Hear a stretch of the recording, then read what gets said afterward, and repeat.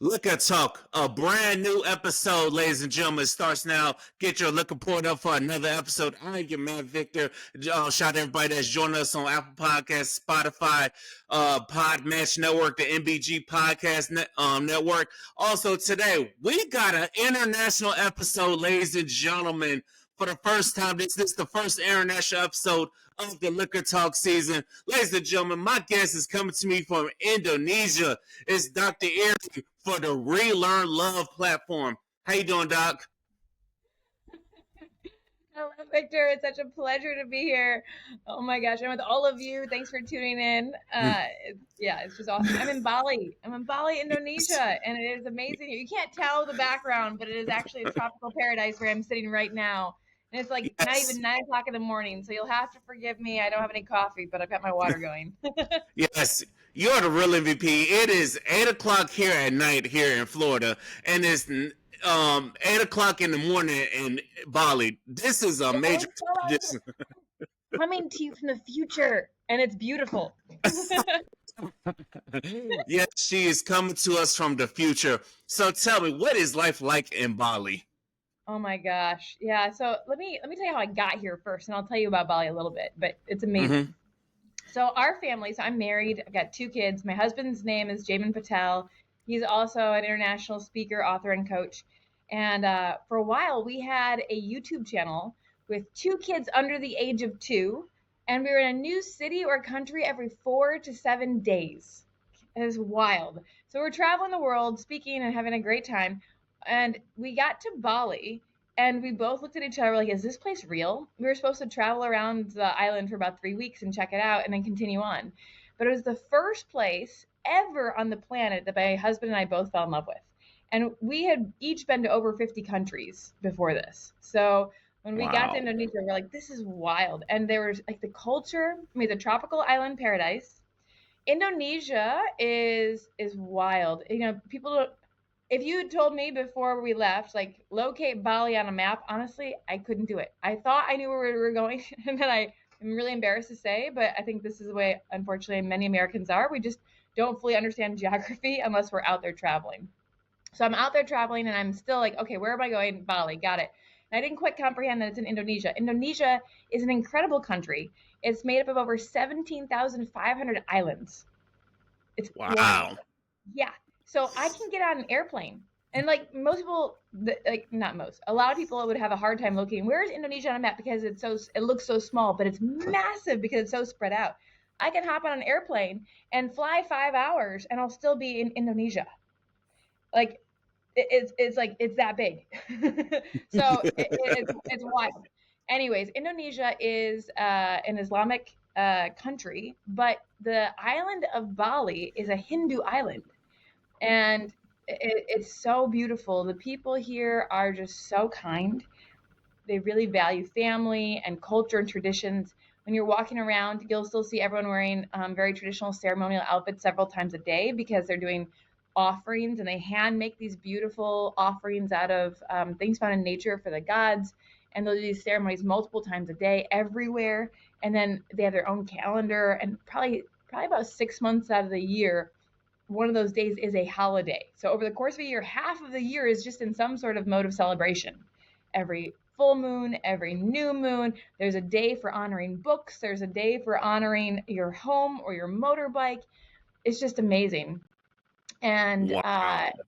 yeah, it's wild. And I have to tell you my favorite day. I want to make sure I cover it. There's this holiday here called Nyepi. Nyepi happens once a year around March usually, and they believe, like the Balinese belief is that Mother Nature needs a day of rest after all the crap we do to her. So what we do is the whole island shuts down. So the night before this huge shutdown is kind of like Halloween, where everybody spent months creating these gruesome creatures that look like ghouls and things coming out, demons, and they take these giant demons out into the street in this giant parade, and we're basically calling all the spirits out to leave and scare them off and get them off the island for this peaceful time that's about to come. And then begins 24 hours of silence and no electricity. You're not allowed to leave your property, and you're not supposed to have any lights on during that 24 hours. You're not supposed to be doing any work or any cooking. They used to turn off all the Wi-Fi in the island. Now they don't do that. Sometimes they would shut off the electricity, but they don't do that anymore. But it's still like you're asked not to use those things, and you can't leave your property. So there's no sounds of cars or motorbikes or anything. Just quiet all day. And then at night, once all the darkness has arrived, there's teams of people that patrol the island, making sure that nobody's breaking any regulations. So the whole place just stays dark, and you're not even allowed to fly over the island. Like the airport shuts down, everything comes to a halt and goes black for that one day. It is amazing. Can you imagine us doing that in America? Okay, I everybody.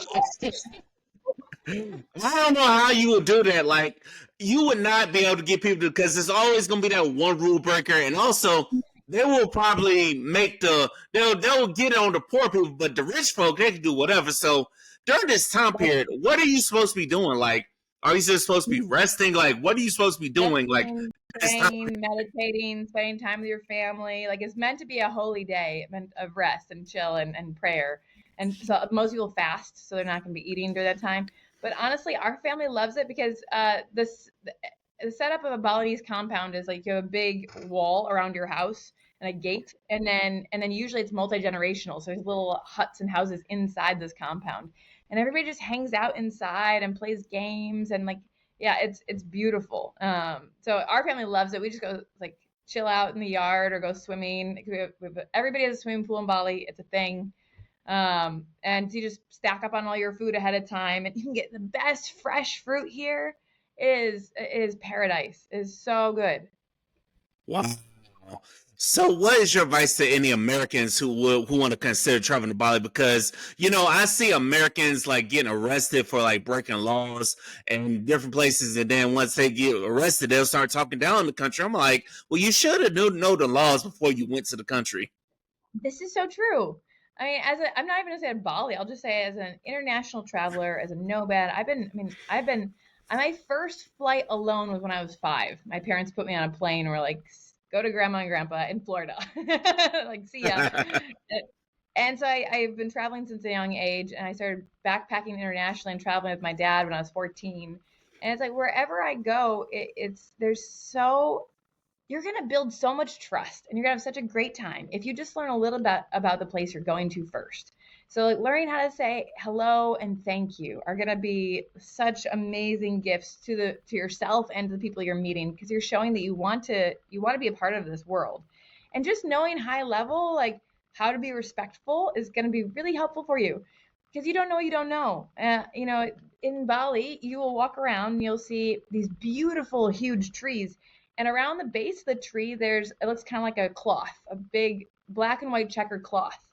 And if you have no idea what it is, you're just going to think, oh, they decorated this tree. But if you learn just a little bit more about the culture and the history, you'd learn that this is symbolic, that there is a spirit living in this tree, and you are in a sacred place. And so you can treat this tree with reverence as if it was your grandma, right? Is here with you right now. And just knowing these things is going to be super helpful. So, I mean, in general, I think when we travel, just being respectful of the culture and learning about it is going to be super, super helpful. And when all else fails, if you're like, I don't have time to figure this out, look around you at what the locals are doing and just do that. Whatever they're doing, just do that. You will probably be safe. And if not, they'll guide you and be like, oh no, you're not allowed to do that as a foreigner, or whatever. They'll tell you, but it won't be because they're upset. They're going to be so like, thank you for trying, I understand. Yeah, thank you for trying. Like, so have you ever given any thought to what will make you come back to America? Because you see the mess we're going through now. Like, and I see Bali and I see it on picture. I'm like, if I live there, you can't pay me to come back to America. Well, we've been out of America for a long time in terms of living abroad. I mean, we thought we would be a full-time traveling family forever, and then Bali found us, or we found Bali, and we've been here for 7 years. So, and at the same time, we're both professional authors, speakers, and coaches. So we go on speaking tour for many months every year, and we take our kids with us. So literally today is when we finish this call, I'm hopping online to buy flights back to America, and we're going to spend the longest period that we have spent in 7 years back there this year, which is, there's a lot of craziness going on, and our kids are the right age to get to experience American holidays like They've never had a Halloween, like truly American style holidays, or like in America. So we're gonna do Halloween, we're gonna do Christmas, we're gonna do Thanksgiving, we're gonna do New Year's, and then we're gonna come back home to Bali. But we want to show them what is American culture like, and the holiday season especially. We want to see our friends and family. So we do go back to America, but we like more like dip our toes in and then go back home to Bali. And that's really wonderful balance for us. There's everywhere in the world has their own challenges. Indonesia's got their own governmental challenges too. America's got their stuff that's going on. And I think for me, especially as somebody who's been traveling my whole life, anywhere I go, the second I mention to somebody, oh, I'm traveling here, somebody's like, oh, did you hear about the insert disaster, bombs, violence, whatever it is? Like, we have to be afraid of it. I'm like, I've been traveling my whole life, and I am more, I see more injury, issue, painfulness sitting still in like one area than I do when I travel and get to know people and expand my horizons. And yeah, there's always risks, but there's risks anywhere you are. Even when you're home, there's risks, right? So for me, it's like, get out there, don't be afraid. And there's so much in this world to see, and there's so much love in the world, and there's so much kindness in the world. If we approach it from that, if we approach it from like, I'm going to meet awesome people, I'm going to have amazing new experiences, I'm going to expand my capacity to give and receive love through travel, you will get out of your day-to-day stress and all the worries that you're thinking about and all that stupid news feed you're getting about how the world's going to hell, and you will start to see the other side of the world and what's happening, and with kindness. Yeah, that's the goal right there, to see the other side of the world that's not distracted by the news. That's a real goal. Ladies and gentlemen, this is Liquor Talk. If you know, don't you know? Go ahead, pull up that look if you haven't done so already. Go ahead and subscribe to both platforms as well. Now tell me, Doc, what is your favorite liquor drink that you can get in Indonesia? Okay, so just let's go with Airy. Let's not go with Duck. Let's go with Airy. And let's see. I'm gonna tell you there's a local drink that you just need to know about, because it's not my favorite, but you need to know about it. You know how every culture seems to have its own version of moonshine. So here in Bali, it's called arak, Arak, arak. So it is, when done well, it is like a strong kind of like a vodka-ish. It's definitely distilled, and it is, and when not done well, it is purely moonshine. You will get trashed on that one good hit of that. So, but you can mix it in things, and people come from all the world to try local flavors, and then you can mix it. Have you ever heard of luwak coffee? I've never heard that. What is, tell me about that? It's like jokingly known as cat poop coffee. It's the world's most expensive coffee, and it's created here in Bali. And basically, I love your facial expression. Wow. Cat poop coffee, and it's very expensive. Yes, but it's not a cat. There's like this creature called a luwak, and it's kind of like a giant ferret.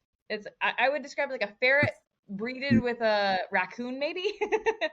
and they create these beautiful creatures. They can be so sweet. And for some reason, every picture of them that's used for marketing around the island makes them look like a terrifying, like, attack you beast. And I'm like, why? They're really sweet, and like I've had one climbing up my body, and they're really adorable pets, but you don't keep them as pets. Anyways, they discovered that these luwak really like to eat the coffee beans from the cocoa plants. And once it goes through their body, the way they digest them ferments the beans in a special way, and then they poop it out. And if you roast the beans that have come out of the luwak's butt, it has a really fantastic coffee flavor, and is fermented in like a really wonderful way. And it's still like intact, so it's not like covered in poop. You wash it, and then you open the pod and make the coffee out of it. Anyways, people pay crazy amounts of money for this luwak coffee. And you can mix it with arak, right? One half moonshine and the coffee together. Yeah, that sounds interesting. Yeah, I'm like, if you want to come for the interesting beverage, come here, mix your arak and your luwak coffee, and you're going to have a really interesting experience. That sounds like a very interesting experience. So have you ever had any drunk interesting experiences while being abroad that you can live to tell about? Like, I don't know how the hell I made it through this night. I have so many of those in my life. I have so many of those in my life, babe. But I have not been. Number one, I'm not sure if I can think of any that are appropriate to share online. It's a safe space. It's a safe space. And I'm trying to think of internationally. There was a lot, so I will go back to wow. And I don't really drink very much anymore. Like I'm just that phase of my life it was wonderful and I love it. And now I'm like I don't need it so much as I used to enjoy it. But I used to run the clubbing scene at a youth hostel in Boston. So I'll just give you some like little snippets of fun things. But so when I worked in Boston, I ran a youth hostel. Do you know what a youth hostel is? It's like one of those hostels where it's like a lot of young people staying in one place. Yeah, it's like a hotel with a bunch of backpackers in it. And instead of you getting your own room, almost always you're in a dormitory and you're sharing a room with like 4 to 16 people. So it's super cheap. And then there's like a community bathroom, right? It's super cheap. And it's when people are like, I can't afford to travel, I'm like, you don't know about couchsurfing.org, which is free places to stay on people's couches. And you don't know about hosteling. And hosteling is international. You can go to a place and spend, like $8 for a dormitory bed for the night, and you have a place to sleep that's safe. Anyways, they're wonderful. But when I used to run the youth hostel in Boston, my part of my job was to take people clubbing. So I'd take all these international travelers out into town every Friday night, and we had a blast. So I had lots of drunken experiences, leading drunken people all around town. That was awesome. And then I got kicked out of a club in Vegas for being too raunchy back in the day. You imagine Vegas? Like this is hardcore. Like I was pretty good at what I did. And then I would just say there's one event that really stands out to me.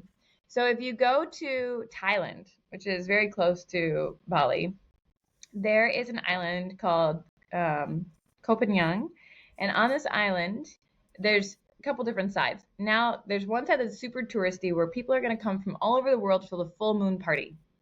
And then the other side of the island is more around tantra and conscious living and things like that. So back in the day, I was on one side of the island. I was there for the parties. And when you show up, it's every full moon. They have some of the world's best DJs come. They like bury giant speakers under the sand. So as you're walking, you're like bouncing on the sand. And everywhere you go, I mean, thousands of people are having this wild party all night long every month. And when you go there, you get a bucket. It's like a little seat, like a bucket you play in the sand with type thing. You get a bucket full of whatever alcoholic beverage you want. So you just wander the beach all night long from party to party to party, meeting thousands of people in whatever, fire dancing and swimming in the ocean right there, and you've got this bucket full of alcohol and you're walking everywhere. And I remember just this night we arrived. I went with one of my good friends, and she'd been in Thailand many times before, and she said, "Listen, I just have to warn you, when we get there, I'm not gonna probably stay with you the whole night. I have this history of getting lost and separated from whoever I'm with." And I was like, "Girl, don't worry. Like we are gonna stay together." So there's 3 of us, and we get there, and no crap. Within 5 minutes, we've lost her. She's gone. So 5 minutes? Damn. 5 minutes. 5 minutes. We got our buckets, and she was just disappeared. So then our other friend and I decided we're going to spend our night looking for this girl. And we ended up meeting this band of people who had body paint, and we got a bunch from them. And we decided what we're going to do is we're just going to mark every person we go by who's not her. And so that way we'll just try to find her. This is very non-consensual back in the day. So I've got this body paint, glow in the dark body paint, and I'm just like walking by, like looking for it and calling her name and tagging all these people on the shoulder, just trying to figure out like, okay, not you, not you, not you. More alcohol. Next thing I know, we're up on top of the stage, and I used to do fire dancing. So we're up on top of the stage, and I'm like dancing with fire, and people are spinning stuff around me, and I'm like, no way, we gotta find her. I get off stage, wander. That was quite a night. That was quite a night, and I can say that thanks to that night, I was able to claim making love in a tiny rowboat off the coast of Thailand under the stars in the full moon party in a very unexpected way, and it was hot and amazing, and all the things it needs to be at a full moon party. And I just say thank you for all of the life experiences and the fun that came from that bucket and beyond. Did you find her did y'all ever find the girl at the end of the night? No, we Y'all never never. found a girl? No, we never found. And the next day, we found her back. Like she came like wandering into our hotel hours after sunrise, and we found her. But yeah, all night looking for her, all night. All night looking for her, only for her to turn up in the morning. Wow, Yeah, that is an amazing story. Now, yeah. of your travels, what is one place you said to your husband or you said to friends, I will never go back there. Even if you paid me, I will never go there for a visit ever again. I don't know if I have that place. I always Really? find something. Yeah, I always find something that's interesting or cool. I mean, this world is amazing. I don't know if I've ever had a place where I'm like, oh, that physically I would never go back there again. Yeah, I Wow, don't think I have one. I mean, that's amazing. I have people. I'm like, I don't want to ever be around those people again. But like that, but it wasn't like a group of people like, oh, I would never go to this country. I'd never go to the city. I was like, no, no, I don't have it. No one's ever asked me, Wow. but I really don't think I have one. Yeah. Wow. That is wonderful that you've had so many travel experiences and you're like, there's not a place I wouldn't go back to. Because I talked to plenty of people, they're like, hey, I'd never go back to this country because they're so strict and or they're just old school. Yeah, and I see that, but there's also like that's their culture and I'm not going to live there, but I get to go visit and explore and learn and be like, okay, this is not for me and cool. Like I learn from it and I love so I've gotten to teach some pretty big and controversial topics all over the world and in many different countries. And I remember I'm going to talk about Israel for a minute, and I'm going to talk about Israel, not the Israel that people like. I don't want to get into the stuff that's going on in the Middle East right now. It's pretty crazy, but I do want to say that as a facilitator of somebody who talks about topics that are a bit more taboo, especially around love and relationships and sex and intimacy, I went to Israel thinking that that I knew what was going to happen. And Israel is an amazing country. I love it. I absolutely love it. I would live in Tel Aviv if all the stars aligned and things were more peaceful, then I would live there. Imagine Tel Aviv is like, what's it like? Maybe like San Diego. It's a really beautiful beach town. It's got great Hmm. like boardwalk. They have gluten free everything. I'm gluten free, so I'm like, oh my god, it's gluten free. But they have really good food, and the people are super sweet. The dance scene is awesome. Like it's just a great progressive city. So I was teaching there, and then I was also teaching in Jerusalem. And Jerusalem is everything you probably think it is. It is so powerful and historic, and it's like this bringing together of so many different religions in one place, and so many devout believers of these different faiths. So my thought is that when I'm in Tel Aviv, I'm going to have a big class, and then when I go down to Jerusalem, I'm hoping I'll get a few people. This is 10 years ago, and so more than 10 years ago. So I went to teach in Tel Aviv, where everybody feels more free and there's dancing and all the things, right? And I have this class, and it was a good class, but it was not super big. And then I go down to Jerusalem, and Jerusalem, I'm not supposed to market anything like that I'm coming, like it is word of mouth. And we go to this secret location, and I'm watching, and as all of these women come walking in at a time, like as a group of women, and then later all the men come walking in, and then they all come in and they start taking off these disguises. They take off wigs, they take off glasses, they take off jackets, and they come down to like what we would consider like normal, like your normal look. And that's when the men and women like started pairing up. Like you found your partner, you found your a person you love, the found your person you're dating. But there's so much like we cannot be seen in public. We cannot be this way in the streets. And so we're going to meet in private and learn about these things that we're not allowed to learn about. And what I Mm. found is that in the more conservative, orthodox areas where people felt so restricted, they found their freedom by doing these secret things to learn about freedom in the bedroom, freedom in their intimacy. Like, how do we go deeper because we feel so not free? We feel so trapped in our religions. And it was wild to me. We packed that room, packed it. And then when it was time to go, everybody put everything back on. The women walked out, then the men walked out, and you wouldn't be able to tell who came with who or who anybody really was unless like it was such a experience that I didn't expect. It was so powerful for me to see like wow, like we crave like when our freedoms are taken away, we find a way to create freedom for ourselves. And how blessed are we in America to be able to speak really freely in general? And there's, all sorts of stuff going on, but in general around sex and love and intimacy and desires. And we get to try things out in ways that are just not like literally punishable by death or losing your community or having your children taken away from you or so many different huge repercussions that we just don't understand as Americans how much freedom we have until you go travel and you see what it's like and you see what is at stake just by talking about it or learning about it.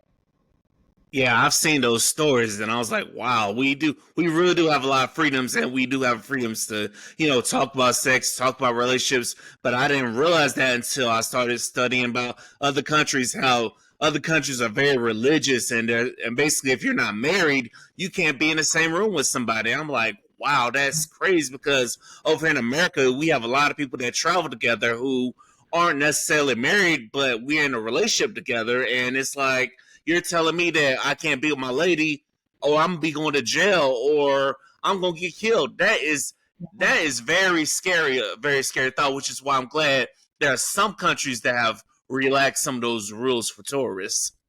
Yeah, yeah, it's a lot. It's a lot. And yeah, what you're speaking into is definitely something that made the news with Bali, right? Like it's in Indonesia, you're legally not and there's some rumors there, so let me try to clear this up a little bit. You're legally not supposed to travel and stay in a hotel or anywhere without being married to that person.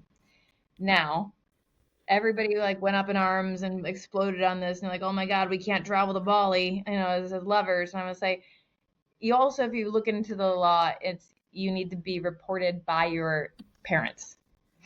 Literally, like your your parents are in Indonesia and they go to the police and they report you for traveling with your partner and staying in the same hotel room, then you're in trouble, mister. But the chances of that happening are very slim.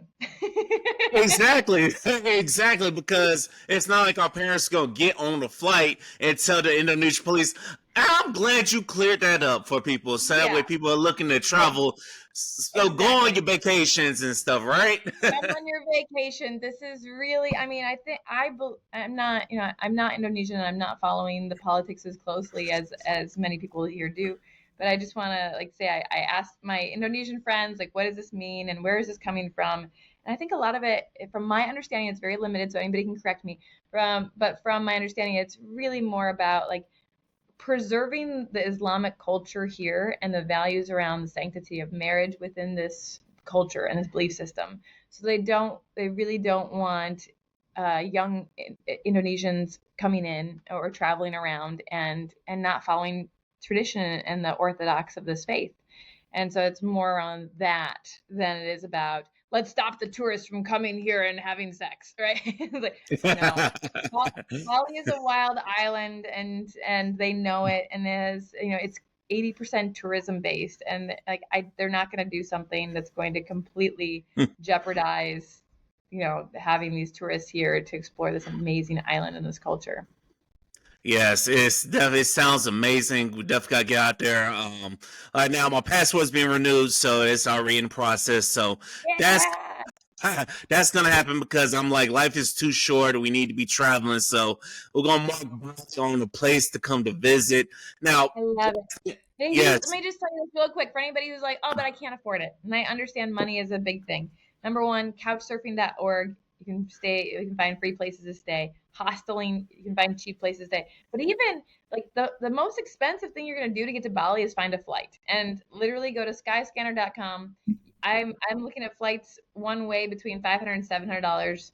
And so just get a one-way ticket, come here, spend some time. If you are open to eating street food, especially if you can handle spice, you can spend literally $1 to $2 on a giant plate of food. And damn, what, yeah, $2? Yeah. And like when I go back to Damn. the States, like when I go back to the States and I look for fresh juice, because we're totally spoiled. We drink fresh juice from the jungle every day.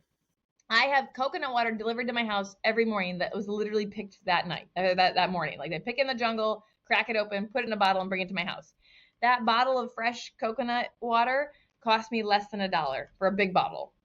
And and then I go back to the United States and I'm looking for any fresh, not processed orange juice, and I can find it in two stores. Like Whole Foods is my go-to, and it's $17 for a little bottle. And I'm like, Yeah, I get that, I get $17. that I get that from the jungle that day for like $1. Like it blows my mind. I'm like, come here. Enjoy the food, enjoy the beaches and the mountains and the jungle and eat delicious food for cheap and enjoy life and replenish yourself. And you can go back home and just feel like a new person. Yeah, that sounds like the move because here in America, it's like ultra processed is everywhere, or and then you think things that you think are organic that's processed too, but that's America for you. You live in a capitalist country. That's what we got to deal with. It's a wild place, and it's got its perks. America, there's no place on earth like the U.S. There just isn't, and I'm so excited that every year we get to show our kids like what is it like in America, and like what is this culture that you're not really being raised in, but you get to spend time in. It really is a magical place, especially as a parent, especially the parks. The fact that we have preserved nature is incredible. Like we have nature everywhere in Bali, but it's not easily accessible. I can't just go for a walk on a sidewalk or a trail and find like just quiet nature without trash everywhere. Bali is covered in trash, absolutely polluted. And that's really sad. Like you look at the waterways and it is like plastic everywhere. And unless you've been around this, it is an unbelievable amount of trash. And if the currents blow the right way or change and come into the island the right way, I've had friends of mine who are surfers say, oh yeah, this morning the tide changed and we had literally 3 feet of trash that we were just wading through. 3 feet of trash in the ocean that you just gotta get. You can't surf, you can't do anything. So I mean, there are pros and cons to all of the places we live. Parks are one, and libraries. Oh my God. America, you have the most amazing libraries. Please take advantage of all the books and the resources at your fingertips for close to free or free. It is something that the rest like I just am like I miss it so much.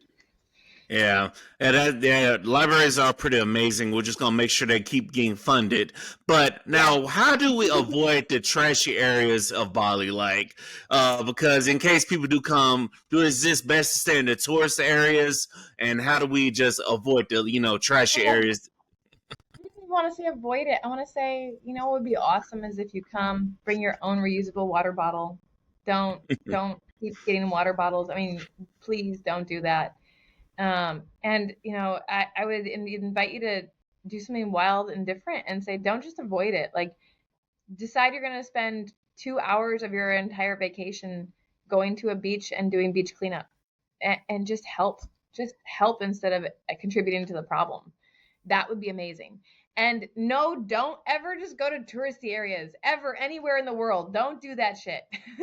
Like Please they're don't. nice, but they're so like they're curated for you to think that you think you're seeing something amazing. We've got this one area in Bali. It's called Nusa Dua, and I don't want to knock Nusa Dua. And Nusa Dua is beautiful. It's amazing, but I know so many people who fly into Bali and then get their car or taxi or their shuttle straight to Nusa Dua.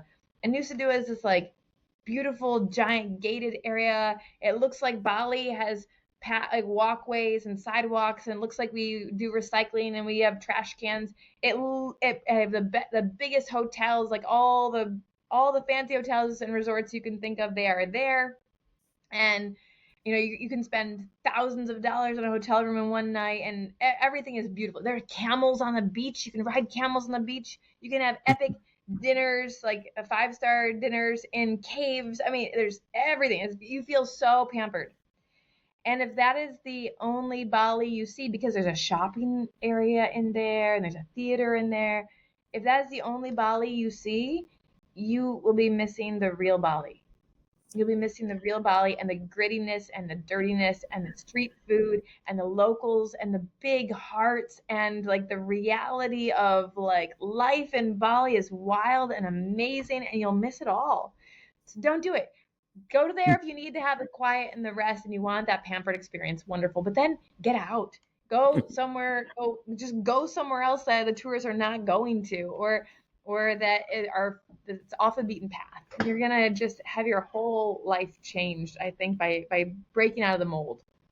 Yeah, that's wonderful. Hey, tell the tourist commission to go ahead and cut you a check or something because you definitely making them some money. They need to hire you because you are a really good salesperson for visiting Bali. They need to go ahead and cut you a check.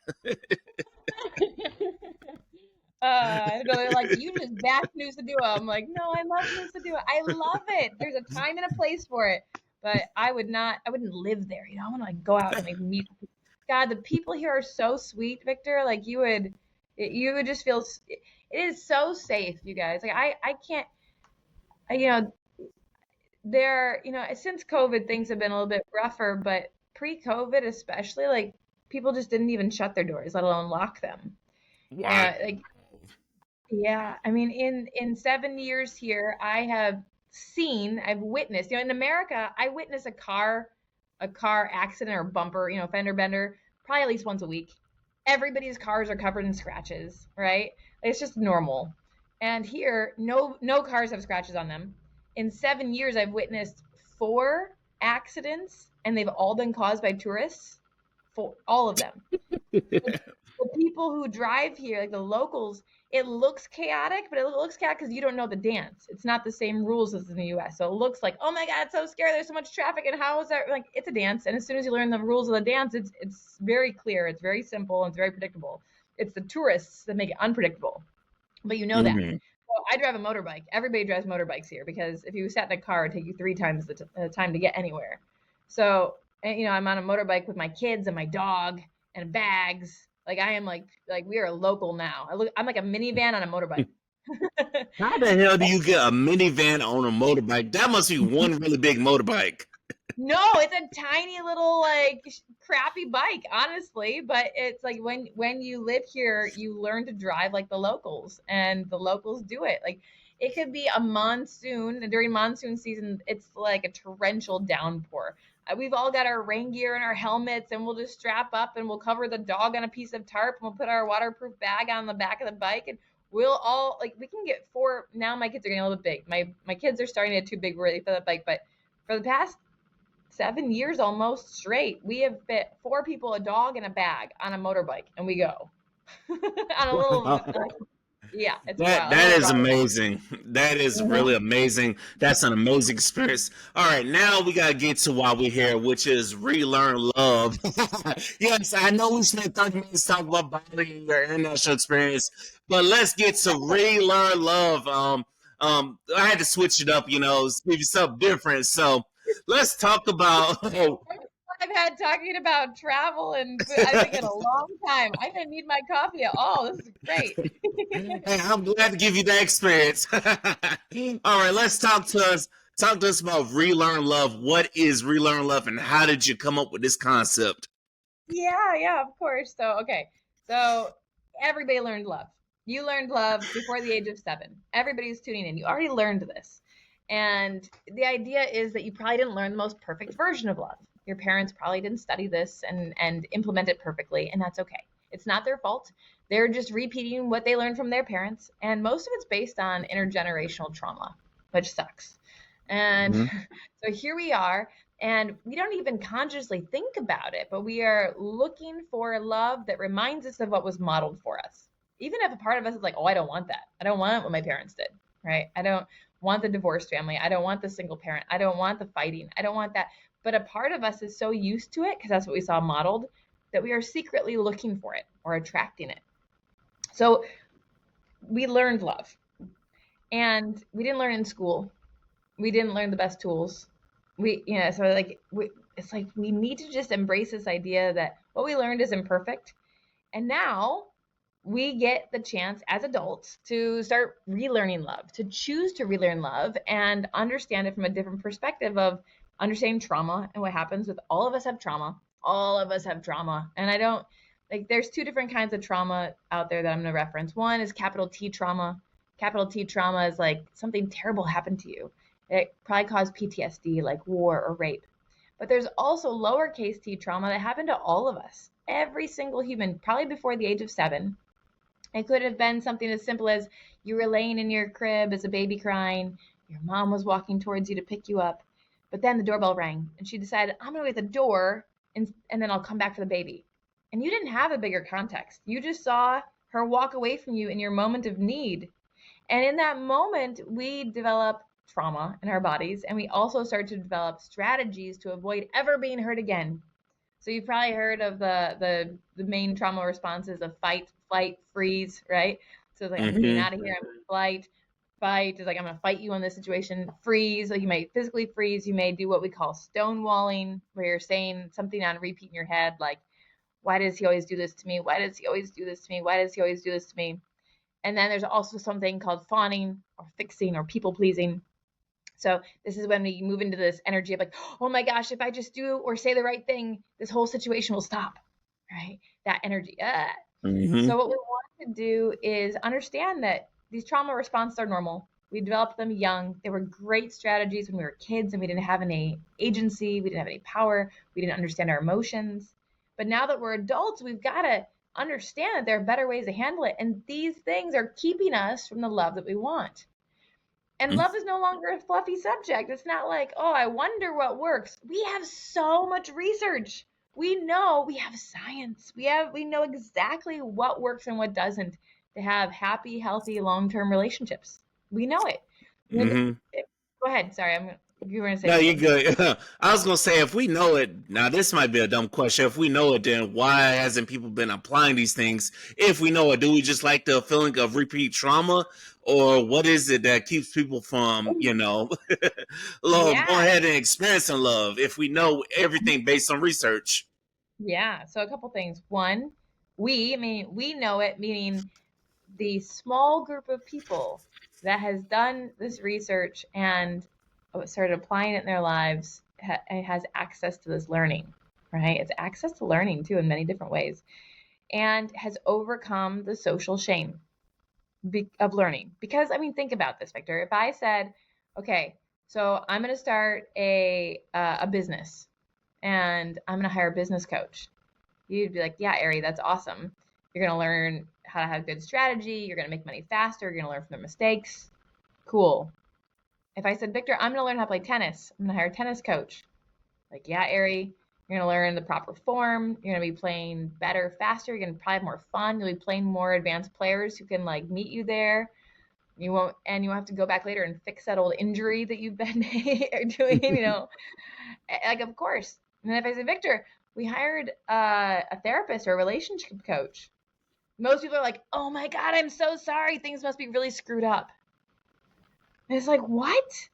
Where did that come from? Well, you didn't learn love in school. Who taught you how to communicate well, how to listen well, how to speak in a way the other person understands you, how to handle conflict, how to be with your emotions?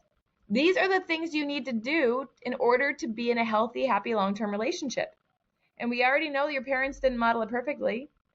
And I would just challenge you, just take a moment, everybody who's listening, and think, just count in your brain, how many happy, healthy, long-term couples do you know? Like, do you actually personally know? And you can define that however you want. What is happy to you? What is healthy to you? What is long-term to you? But how many happy, healthy, long-term couples do you actually know? Any idea, Um, Victor? What's yours? on my end, I was like, not that many. Like, and some, now I knew some that they were with their husband until their husband passed away. But nowadays, it's not that many because everybody's just breaking up and everybody's just embracing the toxic society of being the side person or being, just, I don't know. It's just crazy. Yeah, and even if they're together, it doesn't mean they're happy. I know Mm-hmm. so many couples who are sticking it out for the kids, right? Or they're in loveless marriages, and that doesn't mean they're happy. So, I mean, like, we have to really look at what is happy, healthy, long term. And I've asked this question to thousands of people. And I'd say, on average, over 90% of people will respond with between 0 and 3 couples they know total. 0 and 3. So, no Damn. one is modeling this. No one is actually doing it. And then if we go try to learn it, there's this shame on top of it of you should have known how, you should just naturally know how to do this thing that none of us know how to do. And nobody's allowing us to teach it or learn it. So it's just like, it's like we need to relearn how we love. And we have the science and we have the research and we know the tools that work. You know, the Gottman Institute can tell with over 92% accuracy if a couple will stay together long term just by listening to them talk to each other for a few minutes. That's it. It is that much of a science. That much of a science. And yet we're like, I wonder what works. I wonder where to learn. I wonder if we should get support on this. Like, yes, you should get support. And even at me as a relationship expert, like my husband and I still have a therapist and we still work with coaches because we can't see our own shit. Mm-hmm. Hey, that's wow. That is very humbling right there. You got the relationship expert just said that she even has a relationship therapist as well. And how many years you've been married for? Oh, this will be our 10th wedding this year. We get married every year if we want to. So our commitment is not until death do us part. It's until we're no longer serving each other's highest good and growth. So every year, sometime during the calendar year, we tune back in and we say, is this it? Are we serving each other? And are we growing and are we learning? And we've got 2 beautiful children and we love the adventure, but we really are intentional about checking in and saying, if this isn't working, what do we need to shift? And so far, we have chosen to get remarried and have another wedding sometime every year. And it's been all sorts of different weddings. I'll show you a quick, I don't know if this will come through, but this is our 5th wedding. We did a Balinese wedding. Wow. Wow. Yeah. Mm-hmm. We've done all sorts of different kinds of weddings. It's been super fun and amazing. But our 6th year, honestly, it was terrible. Like we were in such a rut. Our kids were old enough that we were starting, like they were becoming more independent and we weren't needed as heavily in the crazy early on parenting bubble. And we just looked at each other like things are not how we want them to be. And so what needs to shift? And we had to do our own personal work and tune in and get support. And we went off to this volcano in Bali with 2 of our closest friends as witnesses. And we created something we call a relationship death ritual. And we killed off the old version of our relationships. We could make room for something new and really kind of start fresh. I love that there's this woman called Esther Perel, if you're familiar with her. She's who I want to be when I grow up. And she says, in your lifetime, you'll be in many different relationships, perhaps with the same person. And that is so my husband and I. We are in so many different versions of us all the time. We're just like, who are we now? Who are you? Who am I? Who are we? And how do we enjoy that shift and that evolution together instead of just go on autopilot and survive it for the kids or wait until we die? So how often do you guys ask yourselves these questions? Like, do y'all do it before the anniversary comes up, or how often are we y'all checking in? Because a lot of couples, they're just happy. They're really going. I could tell the ones that are just really on autopilot. They're just they show up to the couples events and like they're all happy, but you could tell something ain't right, and they're not really checking in with one another. So how often do couples need to have these check-ins? Yeah. So I mean, but here's what I would recommend. I would recommend that everybody have a weekly date night. Even if you're a busy parent or if you are busy in your careers, like 30 minutes of a date night where you're doing something that is not in your usual, this is not like dinner and a movie or Netflix and sleep. This is like you're doing something that's going to really build connection and drop in together. And you're not talking about logistics. You're not talking about kids. You're not talking about the work. Like you're just dropped in. So get a weekly date night, rotate those. Like you're in charge this week, they're in charge next week, so that everybody feels like the initiation is happening. You're doing things that are different for you. It doesn't have to be crazy. It doesn't have to be expensive. You can do it all from home. It's fine.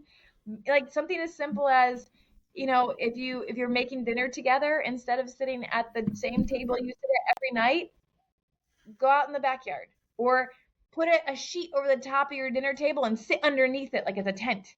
Like, and little shifts like that are going to build new connection pathways in our brains and help us to start thinking more creatively about the person we're choosing to spend so much of our life with and give our heart to and give our bodies to. It's like we got to shift it up. And it doesn't have to, it's not limited by money, or it doesn't have to be limited by time. It's just choosing to show up differently and be creative together. So Yeah. have a weekly date and then check in. Mhm.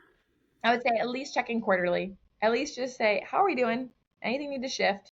What are we celebrating? And what could we make even better? I love, instead of yes or no, like, are we doing good? Yes, no, like that's too vague. On a scale of 1 to 10, how happy are you in this relationship? Whatever the number is, it's like 2. Okay, what would bring us to a 3? What would make it even better? You're at 8. What would make it a 9? Great. Mhm. It just tuning in and saying, let's do this together. Let's be a team. That's real. So basically, it's like taking small steps, because I know she said if it's a 2, go to a 3. Because some people, they'll be like, "How can I get it to be a 10, or how can I get it to be a high number?" So that, talk about making the small steps, and also, what do you do if you're with somebody who's just stagnant, and not willing to do those ideas? Because these sound great, but sometimes us as men, we have found an issue of dealing with a woman who's not willing to, go with the program. Yeah, yeah, and vice versa. And like, it's a challenge. That's It's a true. human challenge. Yeah. So I would say a couple things. One, just because you're with this person, well, this is gonna be terrible. I'm gonna say it. Just because you're with this person doesn't mean you're with the right person, though. And that's a Hello. little bit harsh. It's a little bit harsh, but I want to say, like, so many of us have this mentality that we just need to stick it out, or we're so afraid of being alone, or we're so afraid of hurting someone that we hurt ourselves by staying in a relationship that's not actually good for us.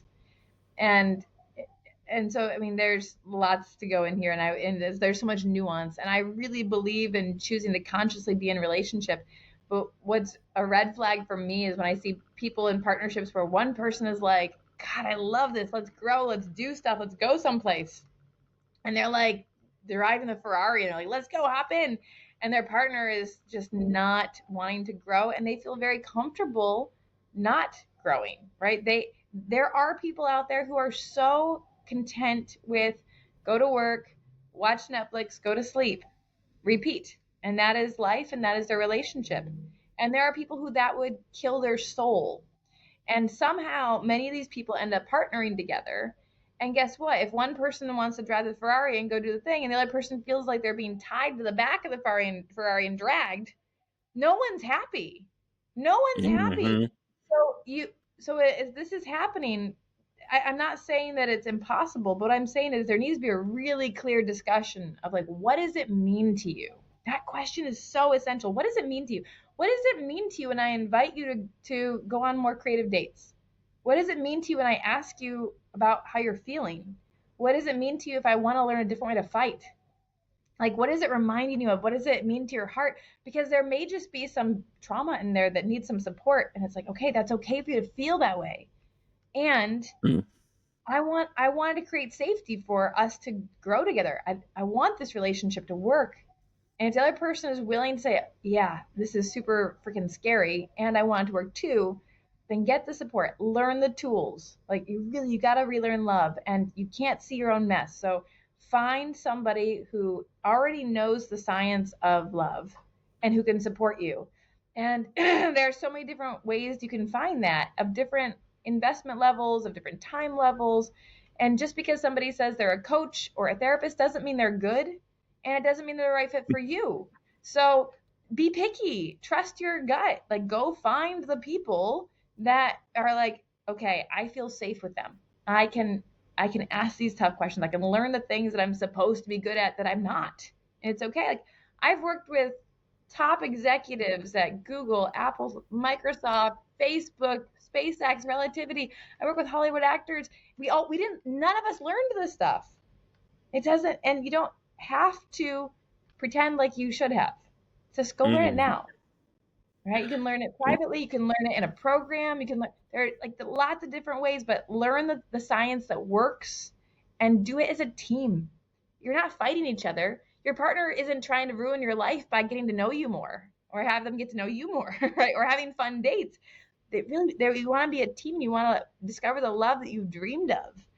So, what is it like to lean in and say, all right, I'm scared, but how do we create this together? And if there's just no willingness, then this is data for you to make a decision of like, is this really the relationship that's right for me? Even if it would be so hard not to be in it.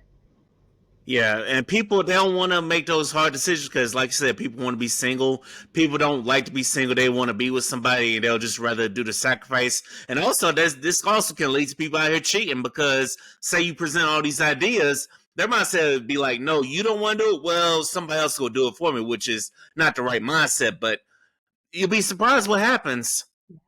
Yeah, spot on, spot on. Yep. It is crazy. So, what is your advice you give to people who aren't in relationships right now and who have kind of said to hell with dating because dating right now is just not easy on everybody? I know you hear the podcasts of people complaining about what men do, people complaining about what women do, and then people are just saying, I'm just burnt out from dating. So, what's your Yeah. message to them? I'd say there's a mixed message. Number one, our culture in general has this thing that we call the relationship escalator, and it basically is like we put people on this escalator, and you are never enough. Like we just love being not good enough and making sure everybody else knows they're not good enough.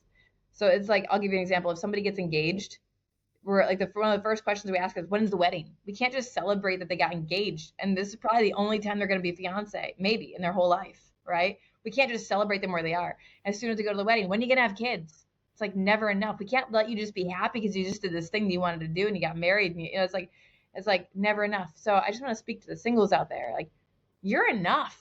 You are enough as you are. You are whole. You don't need to find your better half. You're not broken.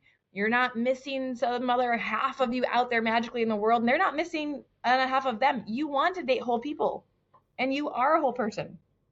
Celebrate the singlehood. If you're choosing this and this is where you want to be right now, especially if you need to recover or grieve or like just come back because the way that the world is dating right now is challenging. The apps suck in general. And we're not meeting people easily, and the amount of stress and pressure and fear to like even leave your house because God knows what's going to happen, it's just intense, and then I'm so sorry, oh, you're not going to like this comment, but a lot of us are also not finding ways to be safe and create safety without some sort of outside influence like alcohol, like drugs, like Mm.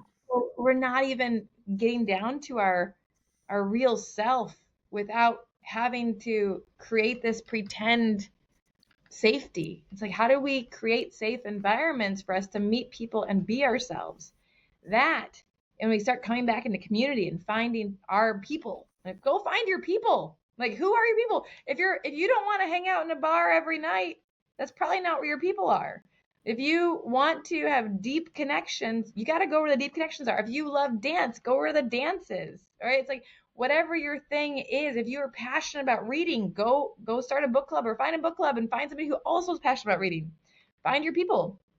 And don't do it online. Go in person whenever you can because your animal body also needs to be able to smell that person and see that person and feel their energy and be like, damn, I don't know what it is about you, but I need to get to know you more.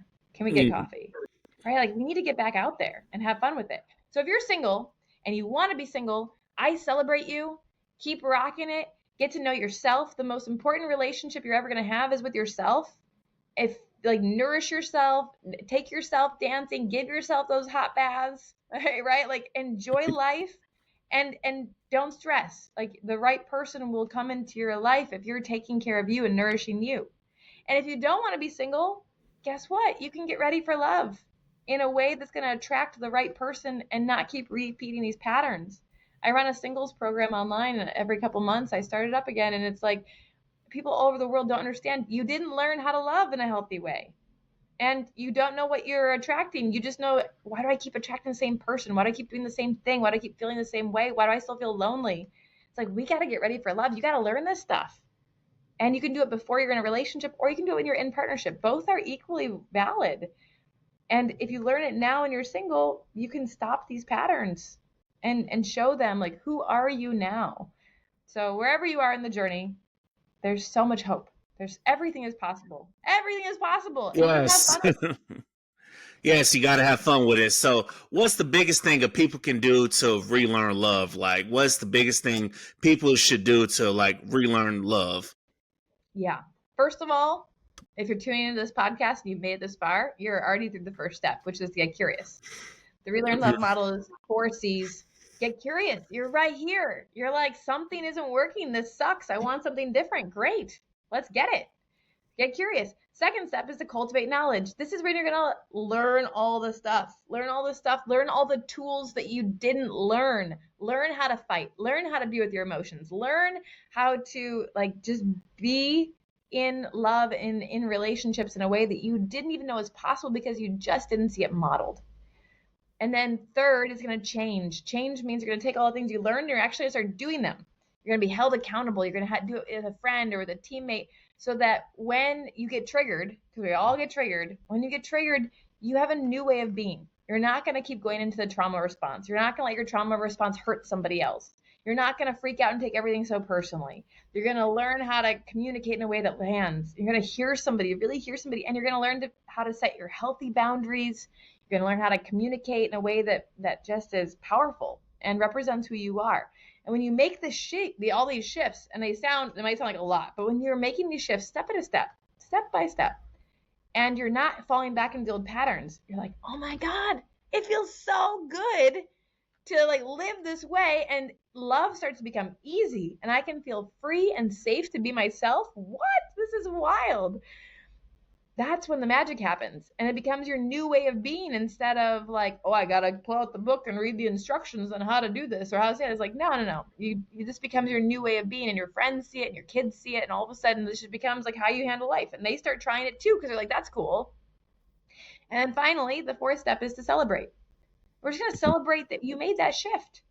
Like I remember one night, Jamin was coming back from a speaking tour. He's calling me from a Vegas airport. I'm in Seattle and at home at the time, and he's calling me, and I don't know what we were talking about. We got in this big fight, and I could just feel all my defenses coming up. I'm like, oh my God, I'm gonna kill him when he gets home. And he just kept on going and kept going, and he knew the tools. I had taught them to him earlier. I just said, if you're gonna date me, you gotta learn these 3 tools. But even though he knew them up here, he wouldn't apply them in real life. And then for whatever reason, he was just like, wait a minute, I think I have a tool for this. And he used the tool. And it felt like all my defenses just melted off me. And I could feel this exposed belly. And I started crying. I'm like, baby, I just miss you. I'm lonely. He's like, I'm coming home. And when he got home, had he continued with our old pattern, I would have been like, welcome home. There's the couch, But instead, because we had the tools, I went right into that door and I embraced him. And I remember him saying, babe, why doesn't everyone talk like this? I'm like, we just didn't learn. It's that easy. We just didn't learn it. So when there was that curiosity of like, what's going on? How can we make this better? We cultivated the knowledge by learning the tools. We actually made the change because he chose to use the tools. And the last C is to celebrate. Now we're not just going to be like, okay, cool. Next problem. We're going to celebrate so it lands in our system. It's like the hero's journey. We have to allow it to become our new way of being. Otherwise, we're going to be stuck in the same patterns forever. So we want our nerves like, oh yeah, this is awesome. When I use this tool and she responds this way, it's really good. Awesome. Let's do that. Instead of a week-long fight, it was 20 minutes. That's awesome. Let's do that. Right? And so now we're going to celebrate. So that night, I think 2 nights later, we just went out to dinner. And we just talked about it. What were we celebrating? What did we do differently? And how did that actually work for us? And pro tip, if you tell a restaurant you're celebrating, you may get free dessert. And we get a lot of free desserts. Yeah, I've learned. Oh, so just tell me celebrating something in advance when you're making a reservation? Yeah, we're coming in to celebrate.